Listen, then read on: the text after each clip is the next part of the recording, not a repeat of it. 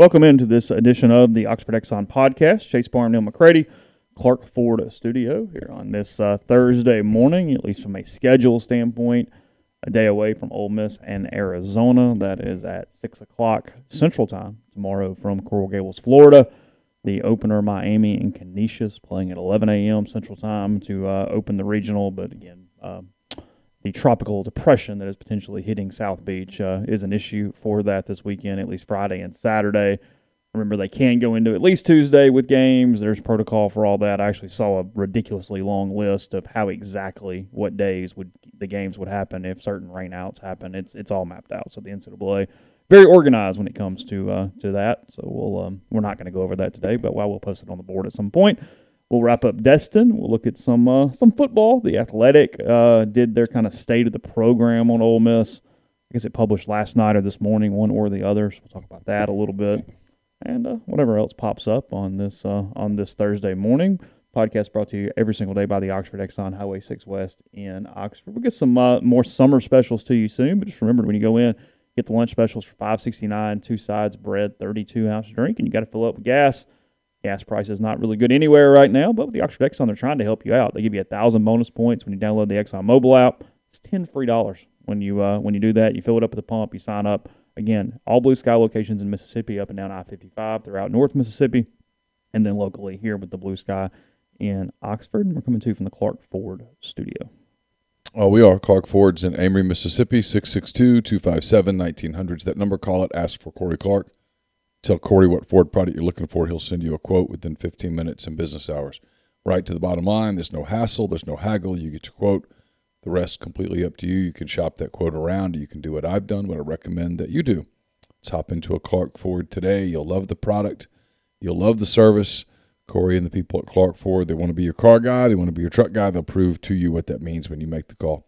662-257-1900. Guest join on the Rafters Music and Food Hotline. Rafters Music and Food on the Square in Oxford. Great place to grab a po' boy, an appetizer, full bar, great beer selection, and more. And then don't forget Rafters on the Water this weekend out at Sardis and Rafters New Albany. Around just the landscape today, you got game one of the NBA Finals tonight. That is said it's in California. They're open up there. It's in San Francisco. So they do that. Last night, Rangers win to open up their semifinal in the NHL. Pretty crazy crowd. I actually saw a good bit of Ranger stuff last night and this morning from there. I'm just doing a little quick scan through some different things. Madden Nfl. I know everybody wonders about the cover. They're putting John Madden on the cover this year after his passing. That's not a surprise at all. Some dudes golf. Nobody cared at all about that match yesterday between quarterbacks. I mean, it got no traction that I could tell whatsoever, really. What match? Exactly. See, there you go. No, seriously. No, they did one of those golf charity things yesterday, like the Capital won the match or whatever, and it was Brady and Rodgers against Mahomes and Josh Allen. Oh, okay. And, I mean, when I say no traction, it got no traction. So, yeah, I saw – I mean, I follow a ton of golf accounts, and they were not even really talking about it. It was on TNT at, like, I don't know, 4:30, 5 o'clock yesterday afternoon, 6 o'clock, something like that. And I saw, I mean, very, very, very, yeah. I mean, The Athletic just says it was fine. Phil Mickelson, Charles Barkley, they are the stars of those things. They have to carry them. Yeah. The 4 quarterbacks playing average to above average golf is not carrying it. So you would think TV would kind of figure that out and go, hey, there's some personalities here that are required for these type of events. They can be really good, but they can be absolute duds at the same time. Yeah, I knew nothing about that. And Phil's a little busy from a PR standpoint right now, so he was not available. He's playing in Saudi Arabia, right? He is not technically on the roster yet. Oh, is he not? No, that's what's been weird about it. We talked about this yesterday a little bit. The numbers have – I don't know how accurate they are, but I've seen reports that Dustin Johnson, to play on this tour, is getting somewhere between $125 and $150 million. Good for him. So there is the price of what it. I don't know. Yeah, it's fascinating to me. It's not worth talking about today, but I mean it's interesting. It's from a deep dive level of what it means for, frankly, sports, but golf in general. It's pretty crazy. So Literally, the only thing I did yesterday, I actually did watch the verdict on Johnny Depp, Amber Heard. Because I like to watch Rakita Law sometimes. Yeah. They've changed the way you watch trials. Sure, yeah. Because you don't get the media stuff. You just it's a YouTube account for anybody. Yeah, it's a YouTube account that he had 105,000 people streaming at the time. Yeah. He's making some coin. He was making some coin. I mean, the super chats rolling in were off with the all charts. the things going on in our justice system over the last year. It has changed his life. Let's put it that way. Oh yeah, their ability to monetize and get interaction off of all the crazy trials and things that we've had over the last 12 to 18 months. Yeah, because they did the Chauvin trial for sure. They did the Chauvin that trial. one kind of. Yeah, they did the Rittenhouse trial. That's right. Yeah. And then there was another one. Oh, the other police officer, the female police officer in Minnesota.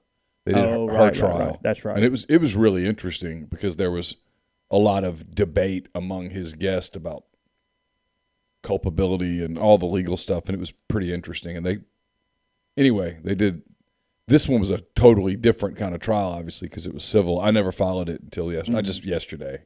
I didn't even know what it was. I could not gauge any interest at all. I mean, I just couldn't care. It would not be something that I could even make myself kind of care I didn't about. even know what it was about until yesterday. When I was listening to the verdict being read, they kept saying Washington Post, and I was like, oh, I must have missed out on this because I would have liked to have known what that was about. So I went and read more at that point. Anyway, for anybody who's been under a rock, they awarded Depp $10 million in compensatory damages, $5 million in punitive damages, and Amber Heard $2 million in compensatory damages. So plus 13 for Depp in the trial. Yeah, when it first came back, they didn't fill out the verdict form correctly, so they had to send them back in. That was pretty funny. It was good for all the people covering the thing because they get a little juice, get more people built up. They needed that one. That was good. Yeah, I could not drum up care in this one at all. I mean, I didn't even really try. I never even really turned it on to give it an effort where you go, hey, let me see if I can lock into this and give a crap because at the end of the day. I watch less television now than I have at any point of my life. And that includes streaming and anything else. I just don't watch a lot anymore. I'll run across shows that I will get through, but I'm not just binging them night after night after night. And there will be days where the TV doesn't go on. Yeah. Like Carly Ann will have stuff on, but as far as me watching something, I mean, no. Yeah. Not really. I don't know if it's good, bad, just a sign of the times. I don't know what it means, but I wrote this because I don't think I'm overly abnormal. I wrote this in my mailbag. I've never had a summer where I watched less baseball than I have this time. Well, that's probably worth some. That's probably substantial for some reason. I'm less engaged. It's 8:19 in the morning. Mm-hmm. The Cubs played last night, and I have no idea if they won. And that's not a common thing. No, that's not normal for me. You would at least. Oh, I would have known. I would have at least been following along. If I wasn't watching, I would have had the pitch-by-pitch up on my phone or something. Oh, would you really? Yeah. Not to keep up with every pitch, but to be able to look at it at 9:20 and go, oh, they're up 4-2 in the 7th. Or they're down 6-1 in the 8th or whatnot. I had no idea. I guess they still were playing Milwaukee last night. They beat the Brewers 4-3 in 10 innings last night. Well, how about that? Good for them. Yes. They hit a sac fly in the 10th to win. Leiter got the win. First one of the season. Okay. Yeah. Congratulations. Yeah. The Cubs are now 21-29 on the season. Yeah. The Brewers are now 32-20 on the season. Okay. The Cardinals won last night too. Oh, good for them. The Pirates won last night too. They beat the Dodgers. Pirates beat the Dodgers. They did 8-4. You never know in baseball. They swept L.A. Really? Yeah. Good for them. Hey, Pirates 22-27. Yeah, no, they've got a couple of good young players. I mean, they're not good, but Charlie Hayes' kid is the third baseman for the Pirates. Really? Yeah. And God. And he's terrific. Seriously? Yeah, he's a fantastic player. I love him. Yeah. Charlie Hayes' kid plays for them. Yeah. Is there a specific junior or kid that is playing and we're like, wow, is that wow, I'm old? Is there one specifically that kind of got you a little more? I mean, there's a bunch of them. I don't know. I have to think about it. That's one. Hell, I remember when Ken Griffey Sr. played.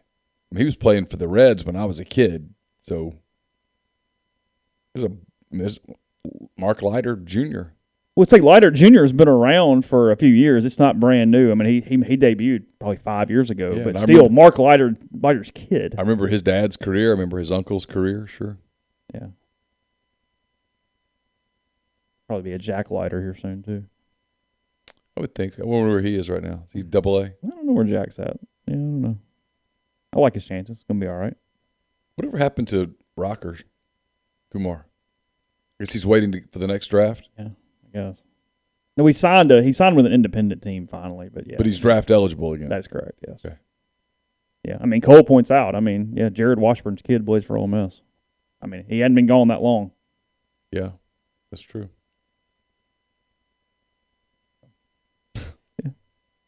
Yeah, I've never gotten into Stranger Things. I've got friends that tell me I would like it if I really gave it a chance, but I have not given it a chance. I think I watched half of the pilot, and that's maybe it. I've never watched it.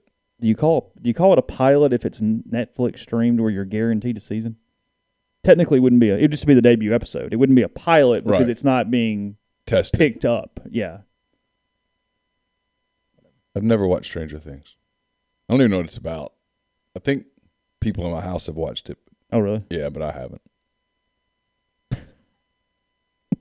We have a lot today, guys. I'm really excited. We got a lot of show for you today. A lot of interesting stuff. Not a shock here. There are a couple things. Greg Sankey saying basically that they are satisfied with Nashville to the point that the SEC men's basketball tournament is not going to move for a really long time. It is in place from 2023 to 2028 already, and then the SEC has another 5-year option that Sankey essentially said they would exercise, barring something crazy yesterday. I did see where the coaches want to move the tournament up a day. It's Saturday. They want to. Yeah. Why? The two teams it's for a number of reasons. Okay. The teams that play on Sunday are at somewhat of a disadvantage.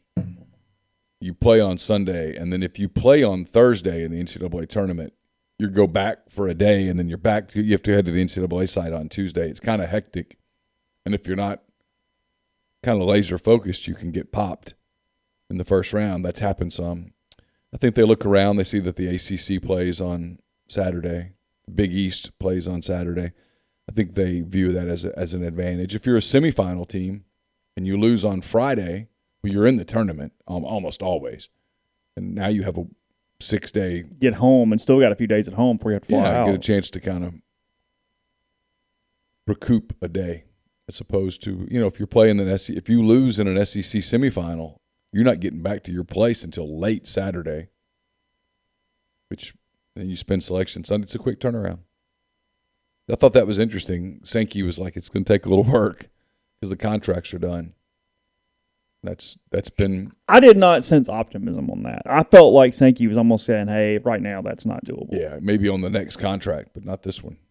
Yeah. Which has what left? Do we know? Is that in with the rights stuff through 2024? I think so. So maybe in a couple of years. I've always thought. What makes Nashville right for this? This location. It's perfect. It's downtown. For fans, there's a bunch of places they can go, and there's bars and stuff. That was the problem with like St. Louis that year. Is just wasn't a good location. It's not centrally located. Let's be real. Kentucky's going to be in it most years. The whole Rupp South thing is good for the tournament. Oh, that's fine. Tennessee's good. When they're good, they bring a lot of fans. It's not a bad trip for Mississippi State, for Ole Miss, for Arkansas, for South Carolina. I mean, all those teams. It's not a terrible trip to Nashville. Everybody likes Nashville. There's a big airport, the whole deal. It's just kind of centrally located. It just works. And they're leaving it there is smart. It kind of becomes a tradition. It's a perfect arena for a basketball tournament. I wouldn't have played with it once it started to work. Moving it to New Orleans doesn't work. I don't know what Tampa was like. The problem for Tampa is it's hard for a lot of fans to get to Tampa. Yeah, that didn't feel right. It's been in Tampa once, twice. couple times. Yeah. Yeah. That's what I thought. So I think all three are basically pretty set. I mean, football's not leaving Atlanta, baseball's in Hoover, and then now basketball in Nashville. I think that's what we can come to expect for a while, barring something crazy. Because I definitely don't think football's moving. No, football's not moving. Once you get to the point of being synonymous, that's pretty much it. Once it becomes a tradition, yeah, where people like it.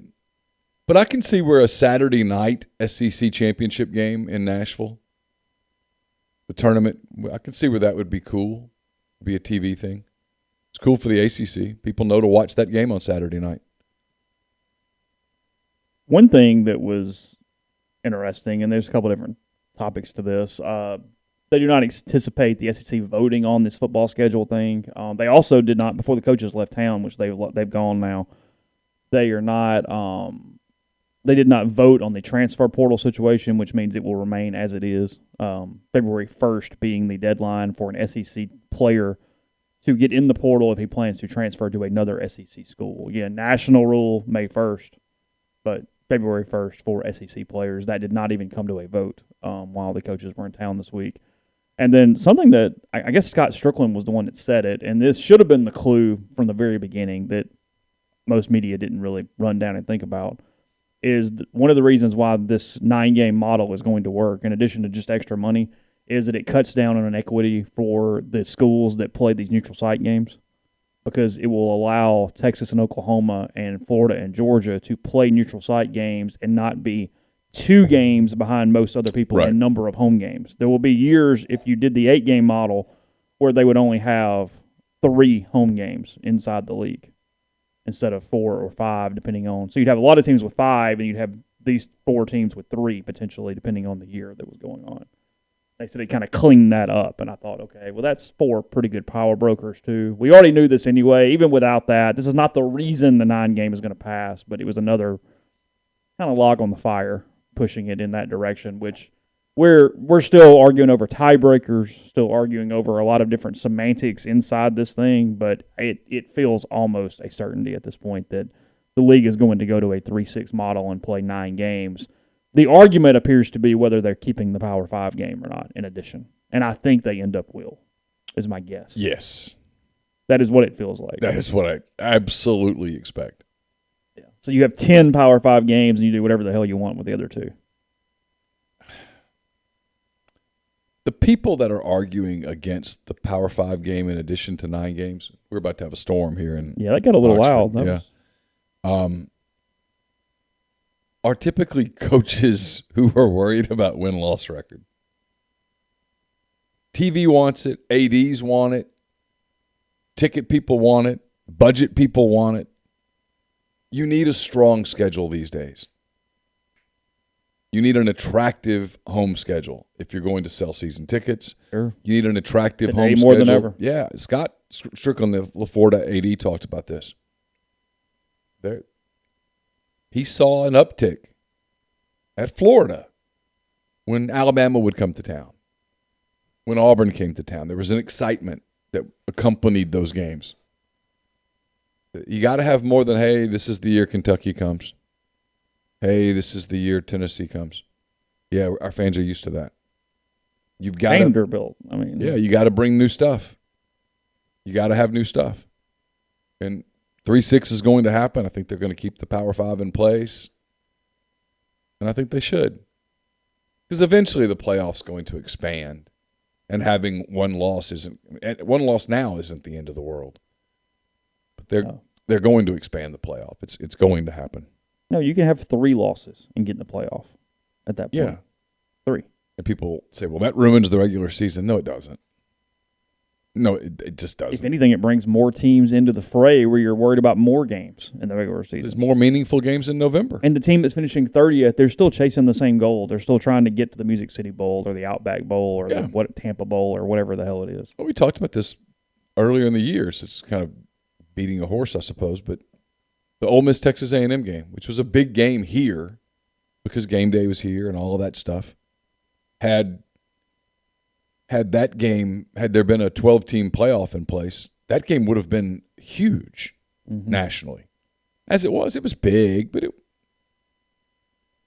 was big for getting a Sugar Bowl bid, but not in terms of chasing a national championship. That game had no real impact on the national title chase. Right. Continue this conversation in a second. First, about Johnston Hill Creamery. Johnston Hill Creamery, artisanal cheese and fermentations here locally in Oxford. It's on White Oak Lane, just off Molly Bar.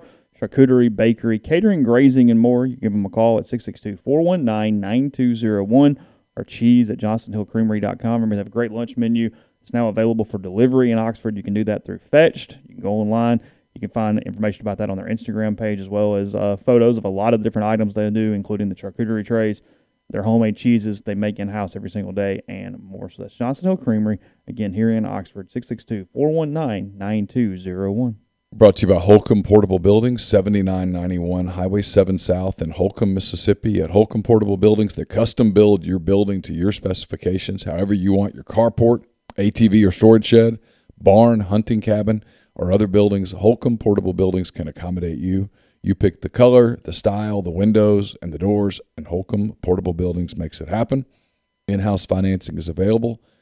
Free delivery and setup within 75 miles of Holcomb. For more information, call 662-226-2233 or go to holcombbuildings.com or find them on Facebook or Instagram at Holcomb Portable Buildings. Did you know that Dead Soxy makes custom socks? Whether you're rallying the team or building an empire where you put your logo matters, you can't afford to put it on half-rate swag. Dead Soxy will help you create premium custom socks that you can stake your reputation on. Custom socks just might be the best promotional product that you've never tried. Think about it. Every person you know wears socks every day. They wear their favorite pairs a lot. On top of that, cool custom socks will make a lasting impression on clients, investors, employees, and donors. Don't worry about not having design skills. Dead Soxy does it all, and design is always free. Just share your vision, and they'll bring it to life. Best of all, Dead Soxy is the same premium retail quality Dead Soxy socks that they're known for, but these are designed for you with your logo. Get your project started today at deadsoxy.com/custom to check out what they do with custom socks. Mention you heard about this ad on Rebel Grove and MPW Digital. Get $100 off all custom orders at deadsoxy.com/custom. Game Changer patches are the only two-patch system available in the market today to stop hangovers before they start. The warm-up patch is used before or while you drink. The overtime patch is used after you've been drinking to recover while you sleep. The all-natural ingredients will keep you in the game, ready for the next place. Go to GameChangerPatch.com, promo code RebelGrove20 at checkout for 20% off your purchase. Automation and Control Systems, LLC, based out of Baldwin, Mississippi. It's a complete electrical control system solution provider and a Rockwell Automation recognized system integrator. They've got a full-time dedicated emergency service and troubleshooting staff and a UL 508A panel shop. To learn more, go to acsllcms.com or call 662-601-4381. Podcast is brought to you by G&M Pharmacy, 662-236-2222. Right there on South Lamar and Oxford. They deliver locally in the Oxford area. They also will take care of everything to get you switched over from the big box brand. Use a local pharmacy that cares about you. Again, you just make a call, 662-236-2222, and they take care of the rest.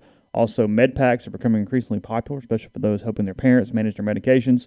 You know, we're talking about med packs are monthly pill planners that are prepackaged by the pharmacy by date and time. Each pouch is followed by an evening pouch and so on. The guys over at Tyson Drugs have been offering them for over a decade, and now they're available in Oxford as well through G&M on South Lamar.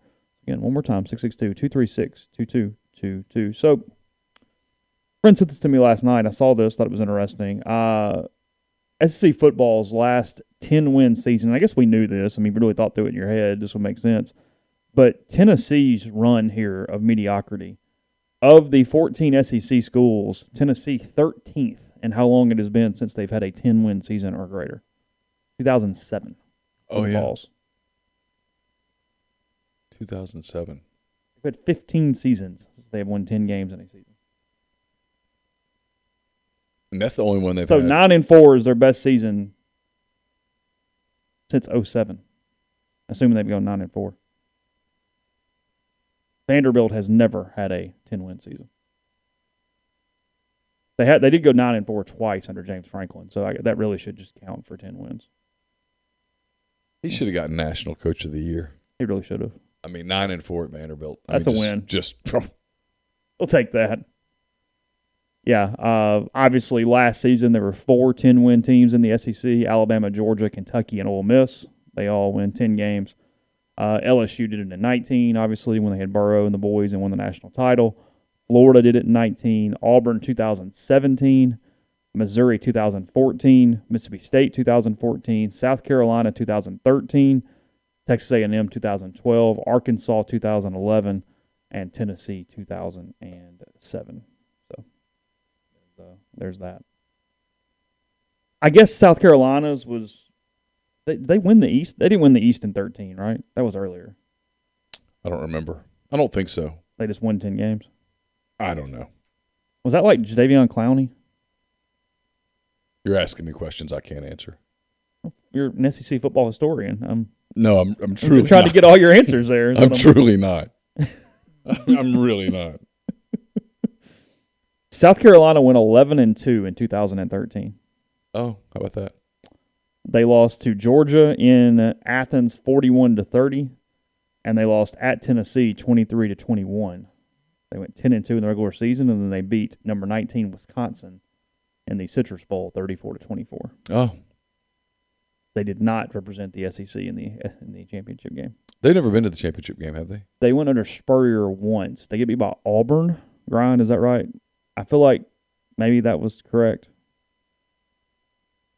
I think. Probably a game that I covered. I don't remember it. I think. I feel kind of sure, right? I've been to about 10 of those, but I can't remember who all. Have you been that many? Yeah, I've been to a bunch. Who have you seen play the most? I guess Alabama. Florida. Yeah, probably. Is that right? Covered Auburn in it twice, maybe. I don't know. LSU a few times.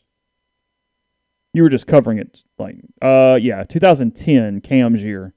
Auburn beat South Carolina 56-17 in the SEC championship game. Oh, that wasn't very competitive. It was not very competitive. The 2010 South Carolina team, they lost. They lost 3 games in the regular season and then lost 2 more. They lost the championship game to Auburn and then got beat in the Chick-fil-A Bowl in a bowl game. So a little bit of a dud finish there for the Gamecocks. They went 9-5 on the season. They represented the SEC at 5-3 East and at 5-3. You tell a team before the year you guys are going to lose 5 games. They're not thinking, "Hey, we're going to Atlanta." Yeah, they went 5-3 in the SEC, and then Florida went 4-4. Georgia went 3-5. Tennessee went 3-5. Kentucky went 2-6, and Vanderbilt went 1-7. Interesting. Yes, because on the other side, while only one team had a winning record in the East, on the other side, Auburn went 8-0. Arkansas went 6-2. LSU went 6-2. Alabama went 5-3. State went 4-4, and Ole Miss went 0-7. 0-7? I don't know. Remember we've got sanctions and stuff. Oh, I guess. yeah. I'm assuming there's an asterisk next to Ole Miss. I don't know. I guess they technically. Never mind. They did win games. This was 2010. They beat Kentucky and somebody else, right? They beat Vanderbilt in 10. 10. Seems like they did. They beat Kentucky. No, Kentucky was their only SEC win. Okay. Their 4 wins. This is the Masoli year.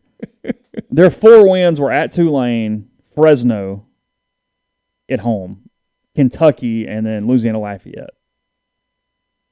But all the stuff's vacated, so it's weird. I guess if you win a conference game, you don't lose it. It just goes away, and they lost the other ones. So you went 0-7. I think with Kentucky being one that just disappears from the annals. That was the game where Kentucky almost made the comeback because they just kept throwing at Julian Whitehead over and over and over and over again down the field. That was the game where I had to go down and be the photographer for the first half, and I came. So I did all that work, and it didn't count. It was 42-35 Ole Miss final. Yeah, I do remember that at the end. Like it didn't look promising. No. There was just a few more seconds on that clock. It got a little hairy there late. But yes, that was the year that Ole Miss broke out the all grays against Auburn. Yeah, didn't go well either. They scored 51-31. They actually had some points put up every once in a while because of Masoli. I mean, he would carry them through. I mean, they had some talent on that team. I mean, they got beat by LSU in Baton Rouge, 43-36. Yeah, they scared the hell out of Arkansas in Fayetteville. Kind of got screwed on a call. Marquise Summers diving in the end zone. Yeah. That was that night, I think. And the Fayetteville game was the lightning the weather delay. Yeah. They actually lost to Vanderbilt 28-14 at home. Talk about one to forget. Like that, I couldn't tell you a single thing about that football game. 28-14 Vanderbilt 2010 in Oxford. We were both there, obviously. I know nothing. Nothing. I recall nothing about that. I mean, we do this a lot. So I'm not going to do it now. But Jeremiah Masoli extended that era by a year.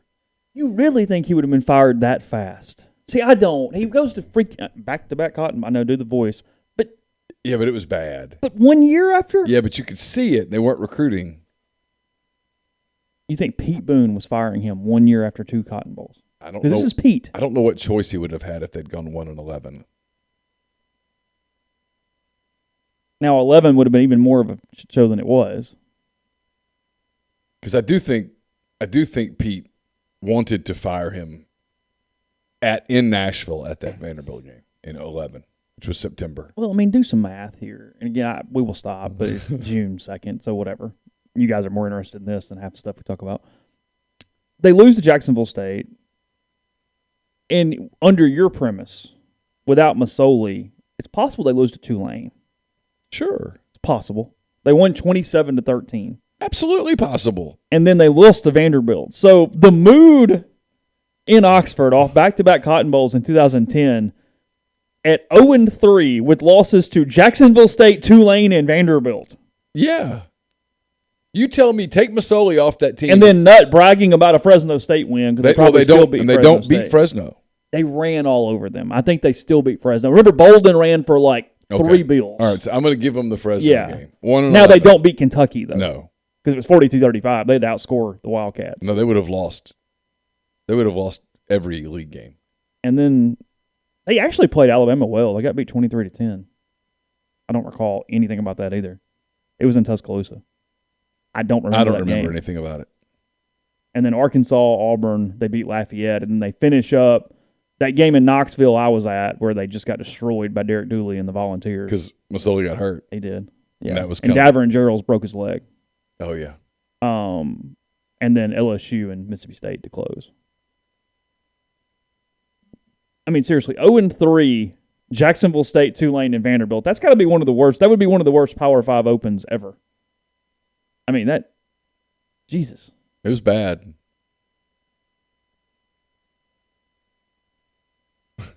All I remember about that 2 years is I can remember being at like preseason camp because it was wide open and we were doing all those videos and stuff. And people were trying to say, man, this team's got a chance to be really good. And I would say to you, am I missing something? And you'd always be like, what? And I said, they look nothing like the previous team. And I said, they have no line play at all. There's no quarterback. What am I missing? Where's this optimism from people coming from? Because I was being told, you're being negative, you're being negative, you're being negative. Like the coaching staff, people were telling me, you're being negative. And I was like, I just don't think you guys are going to be very good. Oh, that is interesting. Who would they have hired after 10 if they had fired him? Because you got a whole different program at this point. You can easily make the argument Ole Miss benefited greatly by not having to fire him after 10. Yeah, probably so. Because to Freeze's credit, he did a really good job early and set that path. Yeah. You're not going to get that probably firing after 10 and whatever you would have hired at that point. Yeah, I don't know. I couldn't even start guessing. Yeah, there's no way. Because like even Larry Fedora hasn't had the big season at Southern yet. Because he won 12 games leading into when he went to North Carolina and Ole Miss hired Freeze. He was just kind of okay before that. Yeah, I can't even begin to go back 12 years and put together a coaching search. Yeah, I don't remember who did. I mean, I'm sure there's a link somewhere that would tell me all the coaching hires from that offseason, but I don't have it in front of me at the moment. the only thing I really remember about that Jacksonville State game is I just kind of kept waiting on Ole Miss to win. Like, it never really clicked they were going to lose the game, the whole game. Like, even kind of at the end of regulation, when I know they, was it 4th and 26, 4th and 23? What was it? They threw the big Cody Blanchard thing and all that. It was 4th and a lot. Tig celebrating on the field. I mean, it was a little bit of a surreal moment there. I guess they had to get into overtime before I went, oh. Like, even to no point during regulation that I went, okay, it's kind of embarrassing, but they're going to win. Like, sure, whatever. And then it kind of kept going, and kept going. And that was, it was nuts big thing. He wanted to play both quarterbacks, and he plays Masoli. He scores, and, Stanley fumbled early. Yeah. And that set the whole damn thing in a weird motion at that point. If you just leave Jeremiah in the game, score, it's over right there probably. Probably so. Just calling it. It's because it'd been 21-7. Okay, fine, whatever. So, yeah, Southern though they were 12 and whatever the next year, right? That was 2011, because that's how he got his big come up. Yeah, that's right. Because he interviewed for the Ole Miss job. Yeah, he used the Ole Miss job to get a little more money at Carolina. Because Ole Miss publicized that, right? That was in that video. Well, Ole Miss publicized it because they were getting some criticism for the fact that Ole Miss hired Hugh Freeze the day of the Arkansas game in 11. Right. That was done. And I think it was a smoke screen, and also to make it look like this wasn't what it was, which was they'd cut a deal with certain prominent boosters. Yeah.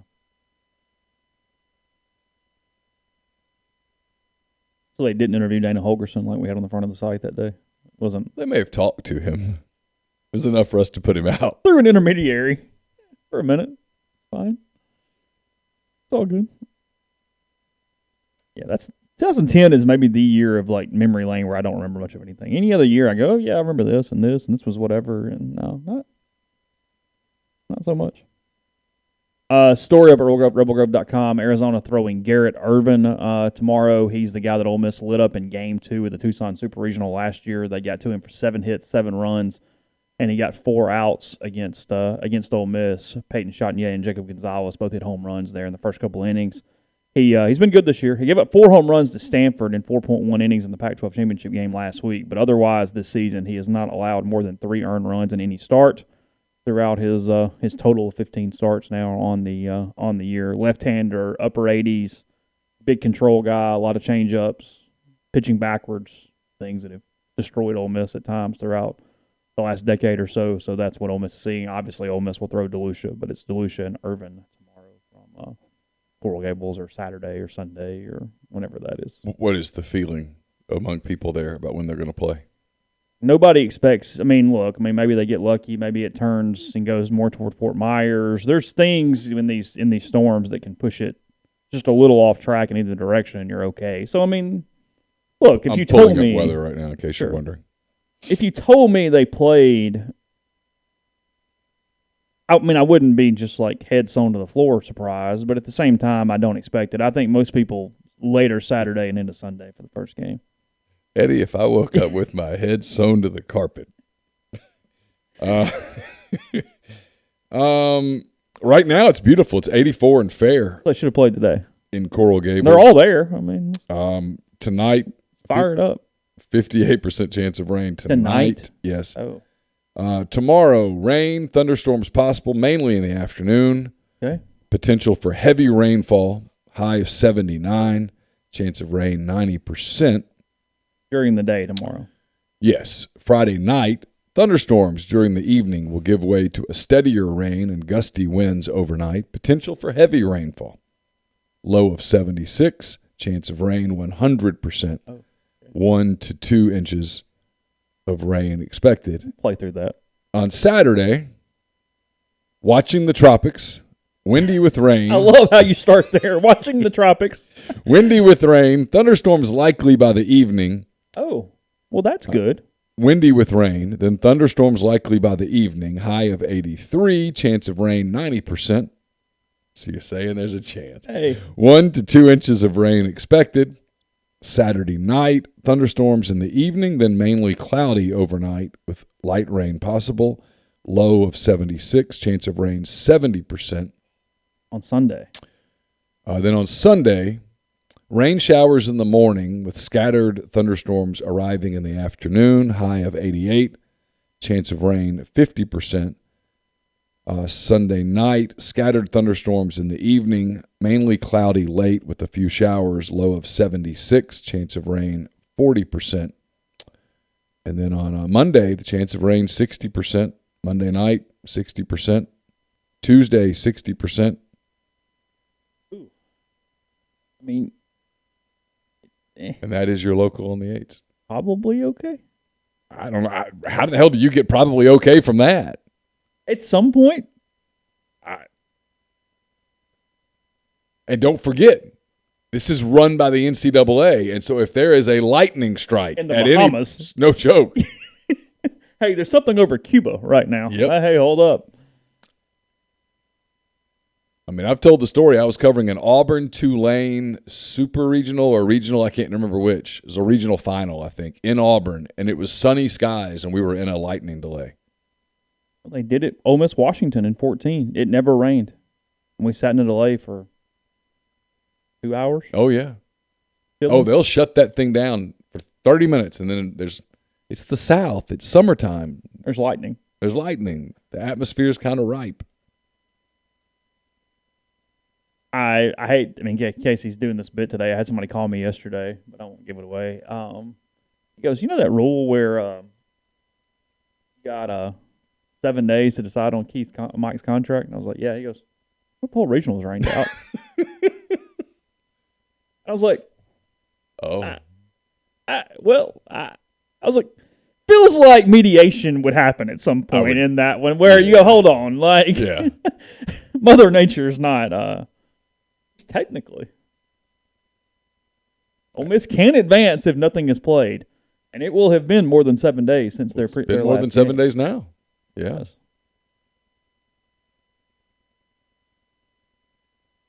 Yeah, for all you guys, that would actually be your we are Ole Miss moment of the century. There is the regional is rained out, which extends a contract. Because technically, if they don't give him notice that it's extended, that it's not being automatically extended, rolled then it's over. automatically rolled over to 4 years, That's right? correct. Yes. Yeah. They'd be lighting $900,000 on fire at that point.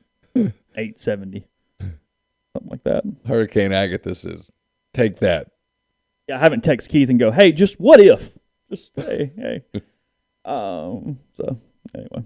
All right, we'll move to football in a second, or stay with football, or whatever the hell it is we're talking about. First, about community mortgage, Oxford, Memphis, Stoughton County, and Chattanooga. All underwriting and processing is done in Memphis, so you're getting local underwriting and understands your market. Leader in condo financing, the float down option, and more. You can find Jason at 662-234-2704 or JLOWE@communitymtg.com. We're brought to you by Lammon's Fine Jewelry, 1126 North Lamar Boulevard in Oxford, serving the Oxford area for the past 75 years, basically. Engagement rings, wedding rings, fine jewelry, watches, pearls, fashion jewelry, children's jewelry, collectibles, and more. Lammon's is the gold standard in fine jewelry. Visit them at lammonsfinejewelry.com or call them at 662-234-2777. Brought to you by Comer Heating and Air, Southern Air Conditioning and Heating, different names, same great products and services. If you live in Oxford, Tupelo, or the surrounding area, call Comer at 662-801-1777. If you live in Hernando, Memphis, or the surrounding area, call Southern, 662-429-4429. The College Corner's your one-stop Rebel Shop, 2 locations in the Jackson area. In Ridgeland, it's next to Fleet Feet. In Flowood, it's next to Half Shell. If you don't live in Jackson, go to collegecornerstore.com. Plus, you can find them on Facebook and Instagram, the largest selection of Rebel gear in central Mississippi. We're taping a Mind on My Money later today. It's brought to you by Pinnacle. Pinnacle is also home to the Pinnacle 401k advisory services team. Get in touch with them, and they'll conduct a complimentary, no-obligation benchmarking and analysis of your current 401k plan.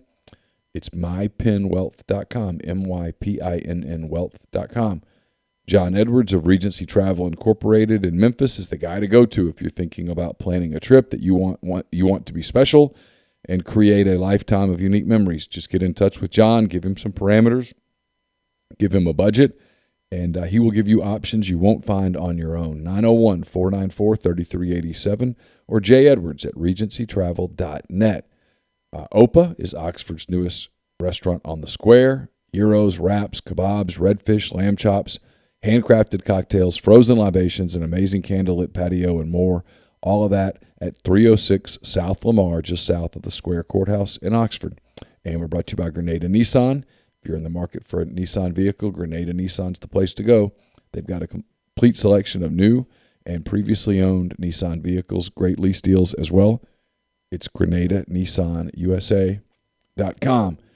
Put a mailbag up sometime yesterday afternoon. It's brought to you by Whitney McNutt of Tommy Morgan Incorporated Realtors, serving you for all of your real estate needs in Oxford and Tupelo. She sells condos, land, commercial, and residential family homes. You can reach her at 662-567-2573 or 662-842-3844. Podcast is brought to you by Prime Shrimp, primeshrimp.com. Use code MPW and get $20 off your first order. If you want to do that, restaurant quality shrimp. Shrimp shipped straight to your door. It's less than 10 minutes from freezer to plate. 5 different options. It's the signature season. It's great with everything, kind of a garlic flavor. It is awesome to doctor up and do what you want with it. Also, the 2 newest flavors, the garlic herb butter, which is over veggies, rice, pasta. Also, pair with a steak or make some shrimp scampi out of it, or the Simply Shrimp, which allows you to season it yourself. It's great for kids, great for on-the-go traveling and more. So primeshrimp.com, again, code MPW for $20 off your first order. So the Athletic did their state of the program on Ole Miss. Stuart Mandel is who wrote it, but a couple different things to mention, and some pretty obvious things.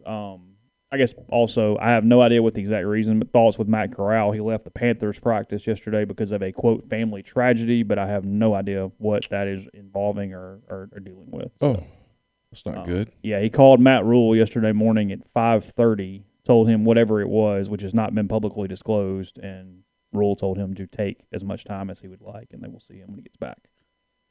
So, but I have no idea what's going on. That's awful. Yeah, I scanned the internet today, looked through it. Matt had a couple pictures on his Instagram account that appeared to allude to someone's health being a problem or potentially a death, but I do not know any specifics, and I hate to at all speculate. So, but anyway, Matt Corral home in California right now, not with the Panthers during whatever is going on with him.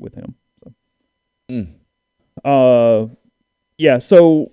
Rebels returning production, I mean, this is an obvious one. They returned 10% of their passing yards from last season. That is Luke Altmaier's 192 yards from his couple games. This is the funny one because I actually think they are better in the backfield, but Ole Miss returning 4% of their rushing yards from last season. Yeah. But it's going to be all right. Yeah, you got guys there. You've got, obviously. I actually think they have a chance to be better there. Yeah, I do too. I think they are better all the way around. I think they're a little more versatile. I think the guys do different things. I think you use them in different ways. You know Evans is an elite back when he's healthy and ready to go. Absolutely. Bentley gives them a change of pace that is different. When I was sitting by the Texags guy in Hoover, he was raving about Ulysses Bentley, things he had done moving around with the football there in the Metroplex. Mm-hmm. When he was at SMU. Bullock is their top returner at running back, 78 yards, but obviously they brought in dudes there for that. Quinshon Judkins probably will play to some extent as well. Receiving yards, this is the one where we just don't know. I mean, you look at it, the thing happens when Deion Smith doesn't get eligible. He's headed to a JUCO. They return 23% of their receiving yards, and that's Mingo at 346. Yeah. And we have no idea what his health situation is. So... I wrote this yesterday. I mean, one of the mailbag questions was best case, worst case. Yeah, I saw this. And if you do it honestly, there's a lot of flux. Best case, worst case. I mean, I've seen people out there going, man, Ole Miss could go 10-2. Ole Miss could go 11-1. And I'm like, whoa. I mean, Barrett Sallee yesterday did a thing. You know, best bet, best bargain. He had Ole Miss as his best bargain at like plus 3,000 to win the league or whatnot. And I get that, and I agree with that. But I think you do, not to pour cold water on it, you do have to acknowledge that you're going from a proven quarterback who was really efficient to no proven quarterback at all. And there's a lot of gambling on, and I think this is fair, there's a lot of gambling on, well, Kiffin has always made the best out of whatever quarterback he has. And there's a lot of truth to that. But you still have to see it come to fruition. And I know that internally there was some frustration, concern even, with quarterback play in the spring. You know, it was real that they know that this offseason is really important at the position, and that they know that going into the fall they've got to iron it out. They've got to figure some things out. They've got to make progress, or else there are going to be struggles in a league where, yes, you're good enough to beat a lot of those teams, but they're good enough to beat you too. Like, we do a lot of assuming at 10-2, and I don't know that anybody realistically thinks this team's going 10-2, but to get to 10-2, you're beating Auburn, you're beating LSU, you're beating Arkansas, you're beating Mississippi State. Those are all games that I think are very winnable for Ole Miss, but I also think those are games that are losable for Ole Miss too. Yeah, I got a little distracted there. I'll talk about it in a second. Remind me. There's Ole Miss has announced that Vaught Hemingway is being delayed from a construction standpoint. They went ahead and announced that a second ago. It's on the board for anybody who would like to listen, but read it, but don't leave the pod to do it. It'll still be sitting there, and I'll read it to you in a second. They do get 72% of their offensive line starts back from last season. Obviously, most people back. They get Mason Brooks sliding in, but 72 is true. I think that group has a chance to be a strength, but they have to find a sixth. They have to find a seventh. They potentially have to find an eighth. Injuries do happen. They got very lucky there last year for the most part. And shifting people around, that does create a different element. You've got Jeremy James switching over to left tackle. You got Mason Brooks coming to right tackle from Western Kentucky. Broker moving inside. So while 72 sounds really good, there is some shuffling that makes more question marks there than in some other places. That's not a cut and dried 72 with everybody back in one spot. There's a lot of movement that could dictate things from that standpoint. Yeah, there's some guys that have to prove that they can handle this. We've seen Jeremy James at right tackle, but moving to left tackle is a different thing. For Mason Brooks, there's going to be an adjustment, and I think he'll be fine, but it's an adjustment from playing the kind of competition that he played there to pretty much every week in this league. Mm-hmm. There's somebody on that other side that can get after you, and there's multiple of them. And they struggled at center in spring. They did a lot. Snaps were not always good, inconsistent. I think they think it's going to be okay, and it got better as it went. Yeah, they because I asked Lane specifically about it. He said, "Yeah, it's not a priority." But yeah, there's some assumption that goes into that offense. It's because Kiffin has always been able to maximize what he had, whether it was Derrick Henry or whether it was Amari Cooper or whatever. He's won with Blake Sims at quarterback. He won with Coker, thank you. At quarterback, these are not, household NFL names. But no, those were Alabama teams that were stacked. Yeah, as mentioned at the right, O.J. Howard, Kenyon Drake. Yeah. Studs, though. Yeah, and it was an Alabama roster that was full. Defensively, they were loaded, where you had some time to, develop. And I think Ole Miss is going to be better defensively than people think it's going to be. I actually think they're going to be better on defense than they are on offense. But they have some question marks there, too. They have some linebacker question marks. They have to replace Sam Williams, who was terrific last year. And speaking of tackles for loss and sacks, they returned 45, 36, and 38%. All around 40. Johnson, obviously, the leader in two of those categories. And then, I guess Cedric Johnson, the top returner in those two of those categories. And then Otis Reese, the top tackler, back 91. But although he needs to play better, he was better 2 years ago than he was last year. Yeah, Otis he'll tell you that he's got to play better. They've brought in a bunch of DBs because there was concern about where they were. Mm-hmm. I won't be surprised if they try to move some guys, if they truly play 6 DBs this year and just kind of move a couple of physical ones up closer to the line of scrimmage, which makes you a little undersized, but it makes you more effective in coverage against some of the pass-happy teams that you'll play. Which is a lot. Yeah, there are question marks. I mean, that's why I for Ole Miss, I think I had best case was 11-1 and worst case was 5-7. I mean, if you tell me, hey, paint me a worst case scenario that's realistic, okay, I can do it. And it's got losses in it. I mean, Kentucky is getting some hype. People are talking about Kentucky being a 9-win team. And I don't know, you have the numbers in front of you. Maybe you do. I don't know. Kentucky returns a lot of production. I don't know off the top of my head. It's okay. Kentucky returns a lot. You got to go to LSU. You got to go to Texas A&M. Durkin's gone. Partridge calling a defense for the first time at this level. Yeah. Crumbs is co-coordinator. I mean, there's a lot of stuff there. And it's Weiss instead of Levy. Yeah. There's stuff. There's a lot there. I mean, I think this team's going to be good. I think I'm going to pick them at 8-4. But if you told me they went 10-2, I'm not stunned. It's a really talented roster, but I think you have to acknowledge that there's a recipe in place where it doesn't go great. And the back half of the schedule is just brutal. We've talked about that. They have two new specialists. Obviously, Jonathan Cruz from Charlotte's going to be the kicker, and then Fraser Mason, the punter from Australia, replacing Mac Brown. So those two spots as well. The Athletics key stats, speaking of what you just mentioned, Ole Miss lined up with 6 or more defensive backs on 866 out of 991 defensive plays last season. No other FBS team had even 700 plays with 6 or more DBs. So over 150 more snaps with 6 DBs than anybody else in the country. And they went heavy in the portal with DBs, and they did it for a reason. Yeah. They're going to play those guys. Tennyson and those dudes. Yeah, that's the plan. I anticipate they're going to add another defensive back today. And Rashada. Yeah. Roman Rashada. Right, yeah. The quotes from opposing coaches or whatever it is, got it here from an SEC defensive assistant who faced Ole Miss last season. Kiffin does a good job adapting his offense to the strengths of his personnel. He obviously likes to go fast, and when he hits on the analytics and playing fast are two things that have given his offense a chance regardless of what his personnel is. If it's close, he's going to listen to the book more than anyone else I've ever faced for sure. Last year we thought their offensive line wasn't very good, but once again, how does he make up for it? He makes up for it by going fast and having an athletic quarterback, a guy that gets the ball out quick at times, and if he doesn't, he's athletic enough to run around. Their offensive line was below average, but their scheme and their speed at which they play kind of definitely helped that offensive line out. I think they have weapons everywhere with what they added in the portal. I really liked Michael Trigg out of high school. Obviously, the quarterback, Jackson Dart.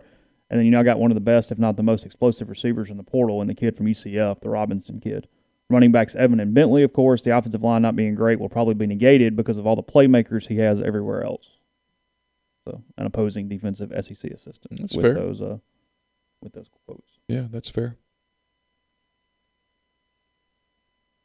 Interesting stat here. I actually kind of like this graph a lot. They're using the composite from 24/7, which is completely fine, but it is a graph of since 2018 performance on field versus recruiting. Yeah. And how it has measured up, and it took until 2021 for those to intersect with play to actually hit their recruiting ranking, as it was well below that the other seasons that they are marking here, including in 2018 when they had the 77th best team in the country, and their recruiting ranking average was 22. Oh, that's a big difference. Yeah. The recruiting average right now is currently 24, and they were at number 11 in the country last year. Yeah. Over a 4-year period. Yeah. So there's what's the number that sticks out for you on wins losses? 8-4. Yeah. I keep coming back to 8-4. That's kind of where I get them. More than that requires kind of like last year where you hit all the coin flips. Yeah. And at some point you get unlucky with the coin flip. Well, you won 2 coin flip games in a row. Yeah. Which you typically lose one of those. Yeah, so if you told me to pick 2 numbers, it's 8-4, 9-3, but 8-4 is the number I keep coming back to. Yeah, I'd go 8-4, and if you told me I was off one. And I'm almost kind of just wishing against that because of what that end looks like at 7-5, if I'm being frank. You told me I had to bet a lot of money on. I couldn't have 8-4. I could have 9-3 or 7-5. I think I'd go 7-5. Once the ball started sort of. Well, just the schedule's tough at the end, and I mean, it's really tough at the end. It is. No, there's no doubt about that. So we'll talk the capital campaign change in a second. For the day, I'll tell you about Northeast Spark, NESPRC, 2 packages, the Ignite, the 100 Mbps, or the Blaze, the 1 gig that powers the Clark Ford studio. I've got it at home as well. Your hometown team bringing you world-class broadband. That's nespark.com, 662-238-3159, phone service, parental controls, network security, and more. So call the office for details. Get the best internet in Lafayette County. Again, 662-238-3159. We're also brought to you by Service Specialist Staffing and Recruiting Agency, connecting great job opportunities to candidates since 1967. You're on the job hunt, they can help you. They've got connections in just about every field across the board, IT, engineering, dentistry, accounting, etc. What they do is they get to know you. They find out your strengths. They see what you're looking for in your next career move and help you find the right fit. They also can help you find quality, hard-to-find talent for your company.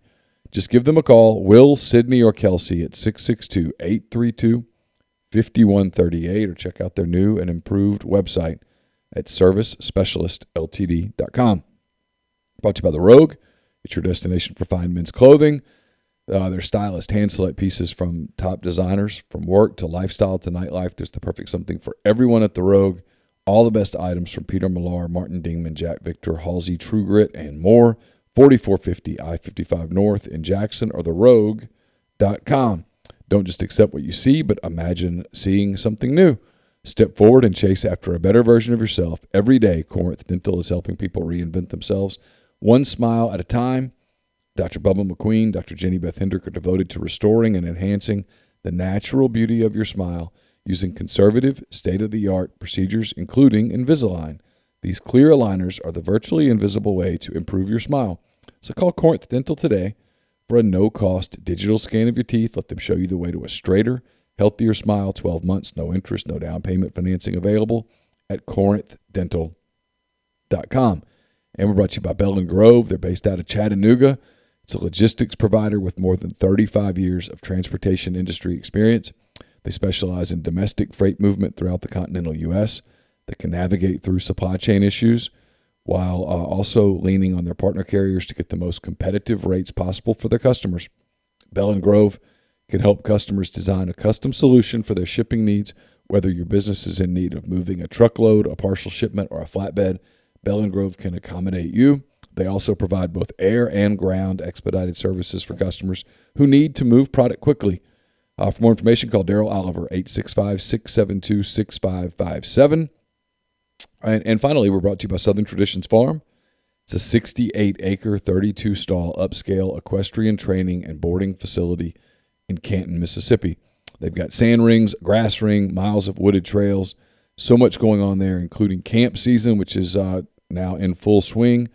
Reach out to Susan Walt, to Bowers Cone on Facebook or Instagram at Southern Traditions Farm. Learn more about the camps coming up throughout this month of June, 8:30 to 2, Monday through Friday. So a great opportunity for you there. Again, Facebook or Instagram at Southern Traditions Farm.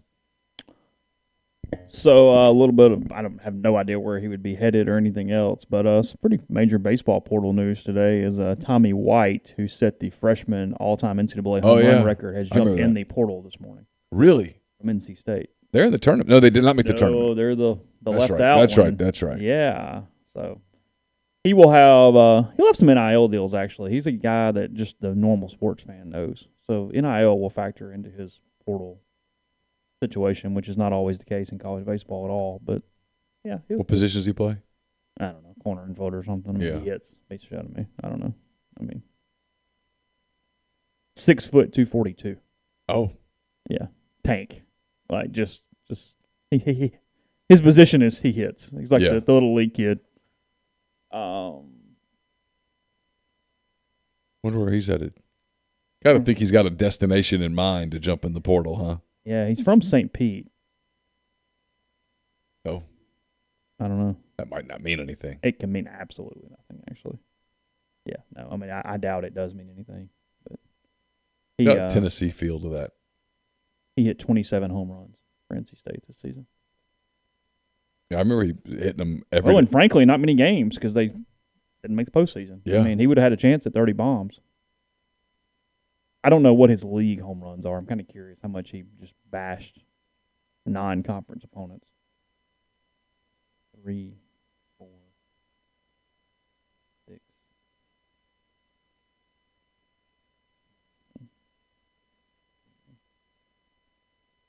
14. He had 14 homers against ACC opponents and 1 against East Carolina. So 15 of his 27 coming against a top 8 seed or a conference opponent. Oh, pretty good. That's real Yeah, good. that's good. So. Grind, thanks for the super chats. Good question. He says, what happens first? Kiffin has his second 10-win season at Ole Miss, or Leach has his first 10-win season at MSU? Lane has his second. Agreed. Yeah, Mike's not winning 10 State.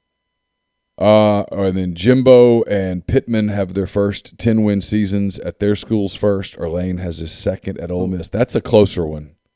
But you got to have both. It's essentially, is Arkansas or Ole Miss going to win 10 in the next 3 years? Because I do think A&M goes at least 10-2. Yeah. Over the next 3 years. I mean, are we counting bowl games? They count, yeah. Because Arkansas won 9. They did. And we're a ball in the air. Yeah. Now their schedule is freaking brutal. Yeah, they were the one. It's not this year. They were the one that on their you can go a bad on direction. their variance. I got them to 3 and 9. Now Yeah. I got them to 10-2 because I think they're going to be pretty good. But if 10-2 is the ceiling, that means they're not winning 10 this year. Yeah, no, not this They're year. changing quarterbacks next year, and Jefferson's better than gets credit for being. Yeah. Now, he'll have another year though. Does he have another year? Yeah.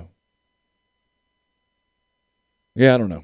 That one's tough. That's iffy there. Because I think it's Arkansas or Ole Miss. I do think A&M wins 10 games in the next 3 seasons. Oh, for sure. They might not win 12, but I think they win 10. He's going to win a national championship there. Stop. He is. Quit. He is. Quit. He is. No, he's not. Yep. Nope. You can wish it away. Nope. Too much talent. I look at these things we get these stuff from rivals all the time about top 10 remaining running backs and linebackers, and they're making predictions. A&M scattered all over that thing.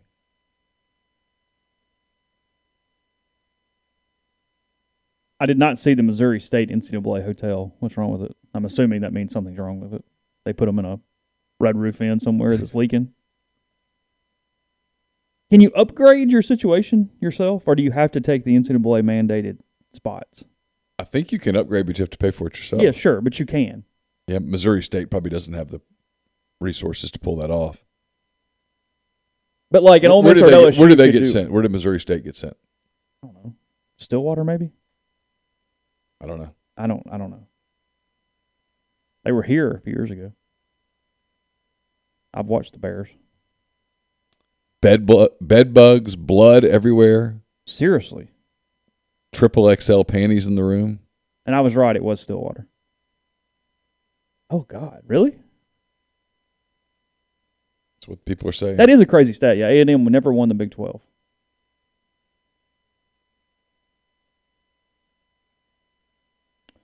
So I mentioned a second ago, release coming out from Ole Miss here, I don't know, within the last half hour-ish. Says with the college athletics landscape experiencing dramatic changes, Ole Miss is altering its capital campaign timeline to adapt. With the extensive overhaul of the Manning Center well underway, that is on schedule, by the way. The Champions Now campaign is moving forward with several large projects on the docket. However, among those objectives, one significant change is delaying construction plans at Vaught-Hemingway Stadium. Quote, while the timeline is being adjusted, we look forward to seeing Vaught-Hemingway and the rest of our facility progress all become reality in the years ahead, said Keith Carter. College athletics have been tremendous priority shifts in recent months, which affects our campaign strategy. Those changes are coupled with global financial obstacles related to interest rates, construction costs, supply chains, etc. In addition, more foundation dollars are needed to assist teams with their growing operations budgets that are impacted by inflation. Along with the 2 football projects, other key plans include renovations of Oxford University Stadium, which is the baseball field, the Ole Miss Soccer Stadium, the Ole Miss Softball Complex, and the Ole Miss Golf Complex. The campaign, which launched January 1st, has generated around $40 million to date.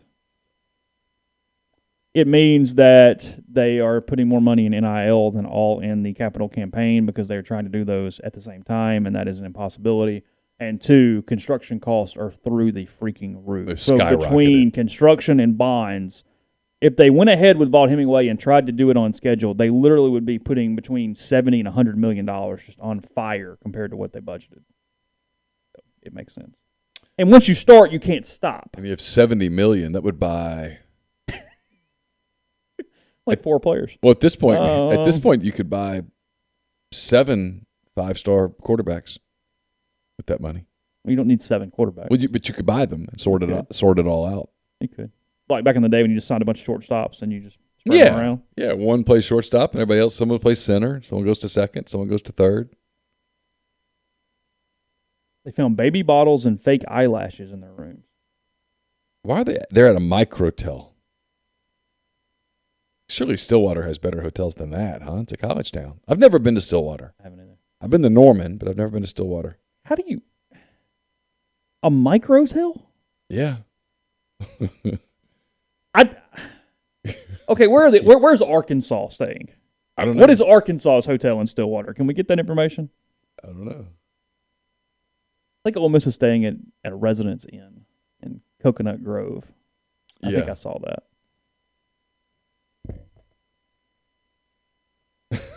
I mean, Wyndham owns Microtel? I would never have guessed that. Okay, anyway. But yeah, that news is not shocking. There was going to get to a day where they had to make that decision because, like I said, once you start, I mean, you can't just delay the football stadium being renovated. So it has to be on task once shovels go into the ground at that point.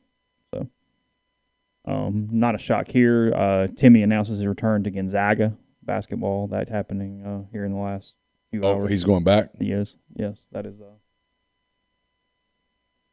I'm unable to find anything On what? On where Arkansas is staying.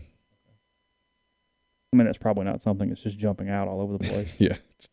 I was looking to see if they were having issues too, but if they are, they're not talking about it. I'm going to guess that we have pictures. Yeah, I saw the picture of it was like a bloody mattress. Yeah, Aaron Fitz says this is gross and unacceptable, and to be frank, the thread just keeps getting worse and worse.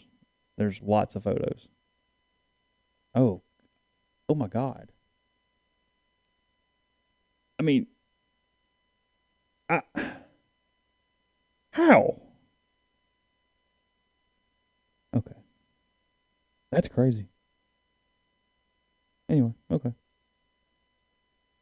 Don't think there's anything else from SEC media days. Media days. Are those like roaches or something? Oh my gosh. Yeah, I didn't want to click the picture and make it larger. I mean, that's rough. I don't know how that happens.